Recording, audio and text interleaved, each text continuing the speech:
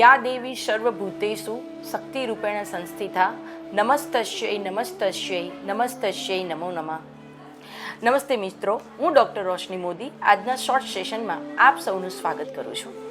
ભારત વર્ષ કે જ્યાં નારીઓને હંમેશા શક્તિ તરીકે પૂજવામાં આવે છે, આજના આધુનિક યુગની અંદર સ્ત્રી એક હરણફાળ પ્રગતિ કરી રહી છે અને આ અવિરત પ્રગતિ અને આ અવિરત હરણફાળ પ્રગતિ માટે એની પ્રગતિની યાત્રા અટકે નહીં તેના માટે સ્વાસ્થ્યનું ધ્યાન રાખવું ઘણું જરૂરી છે। તો આજે આ સેશનમાં આપણે વાત કરીશું ગર્ભાશયના મુખના કેન્સર વિશે।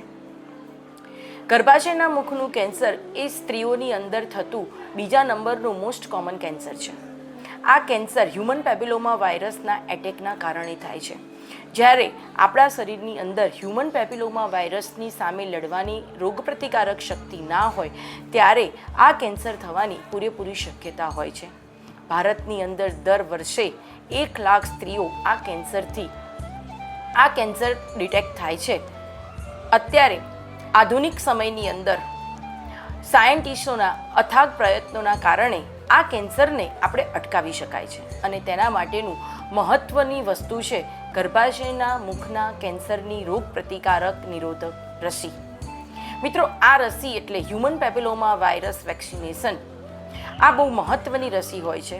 જે રસી યોગ્ય સમયમાં યોગ્ય ઉંમરમાં લેવામાં આવે તો ભવિષ્યની અંદર સ્ત્રીઓને ગર્ભાશયના મુખનું કેન્સર થતું નથી।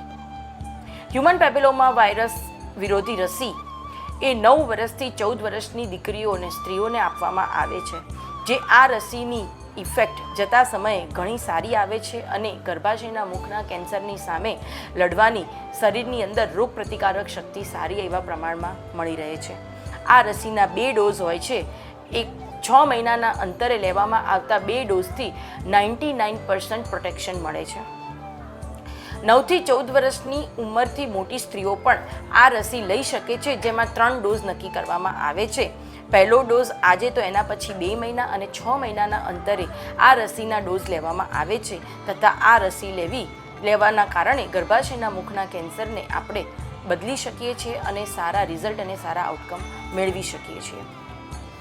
તો આવો મિત્રો, આજે આપણે સૌ સાથે મળી અને ગર્ભાશયના મુખના કેન્સરની સામે લડત આપીએ અને એને શરૂઆતથી જ નાબૂદ થવા માટેના પ્રયત્ન કરીએ, જેનું મહત્ત્વનું પાસું છે ગર્ભાશયના મુખના કેન્સર વિરોધી રસી।